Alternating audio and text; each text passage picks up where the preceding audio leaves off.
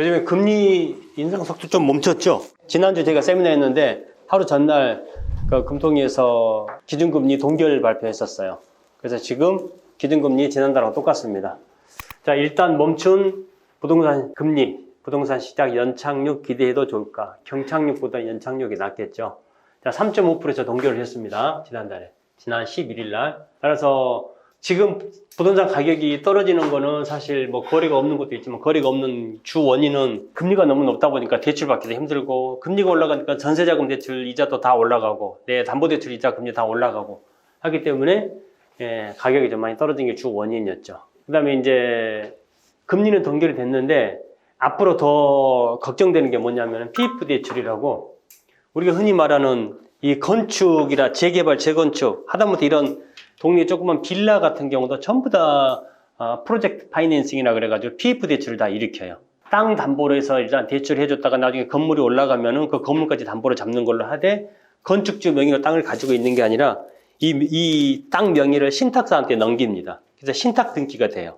그래야지 분양받는 사람들이 제3자인 신탁 등기가 돼 있기 때문에 내가 건물이 완성돼서 입주 전까지 건축주 명의로 돼 있으면은 건축주가 이 사업만 하는 게 아니라 다른 사업으로 하다가 잘못되면 이쪽으로 들어올 수가 있잖아요. 그래서 제3자한테 안전한 신탁 등기를 맡겨놓는 거거든요. 그게 이제 PF 방식인데 이 PF 같은 경우에는 대출이 일반 담보대출보다 한 최소 곱하기 2 정도 돼요.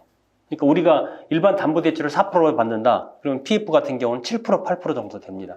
그래도 대출을 이 PF 같은 경우는 기본이 몇십억, 몇백억대 이런 단위이기 때문에 이 PF 대출이 만약에 문제가 된다 그러면 일반 가계대출은 1, 2억이지만 PF 대출 같은 경우는 단위가 몇백, 몇천 단위이기 때문에 엄청 파급 효과가 큽니다. 그래서 여기 이제 만약에 이제 문제가 생겼으면 폭풍전야라는 거죠. 그래서 정부에서 대비를 해야 된다는 그런 얘기입니다.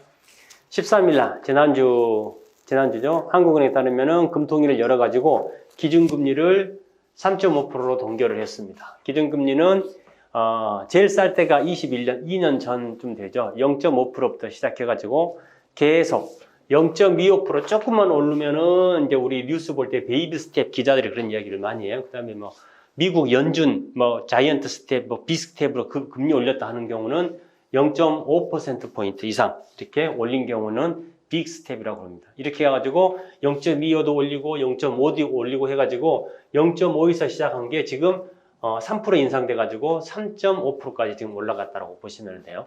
그러면은 기준금리가 3.5%잖아요. 그러면 은행에서 우리한테 대출해주면은 기준금리 플러스 자기네 이익을 챙겨야 될 거 아니에요. 그러면 자기네 은행에 임대료도 내야 되고 직원들 급여도 줘야 되고 그러면 최소한 한 1.5% 정도 마진을 붙여야 되죠. 그러니까 우리가 담보대출 받으면은 5%대, 6%대가 넘어가는 거예요. 그러면은 기준금리가 더 다운이 된다. 그럼 우리 담보대출도 더 다운이 되는 거고 기준금리가 올라간다 그러면은 우리 대출금리도 더 올라가는 상황이 생기는 거죠. 급격한 금리 인상으로 인해서 지난해 부동산 가격은 하락세로 돌아섰고 PF 대출이죠. 이런 것에서 그냥 각기 이제 문제가 발생하기 시작했다. 그런 내용입니다. 자, 금리 인상 사이클은 끝났지만 PF 대출 리스크는 진행 중이다. 지금 만약에 금리가 계속 올라가려 그러면은 지난번 11일 날 여기 다시 뭐 이제 0.25% 정도 올린다 그러면은 3.75 정도 이렇게 올라갔었겠죠. 근데 금리가 동결됐기 때문에 이제 금리 인상 사이클은 이제 끝났다 이렇게 지금 보는 겁니다. 그 다음에 PF 대출 연체율이 1.19% PF 대출 이렇게 1년 전에 0.37% 연체했는데 0.82가 늘었잖아요. 거의 2배, 2.5배 이상이 지금 증가한 그런 상황입니다. 그래서 이게 만약에 문제가 터진다 그러면은 이런 조 단위의 문제가 생길 수가 있다라고 보시면 됩니다. 부동산 시장은 약보합세로 가면서 정부가 바라는 대로 연착륙, 이렇게 가격이 이제 완만하게 떨어지는 게 이제 보합세로 가다가 이제 언제가 될지 모르겠지만은 상승 분위기로 갈 것 같다. 근데 제가 세미나 진행하면서 이제 PPT는 한 뭐 15개에서 20개 되지만 이 PPT를 준비하기 위해서 저는 이제 기사를 여러 개를 수십 개를 보거든요. 그러면 이 뉴스 보면은 이미 연착륙은 이제 끝났고 그냥 이제 수평 보합. 여기서 어느 지역 같은 경우는 이제 약간 상승 형태로 돌아가는 그런 지역들이 좀 많습니다.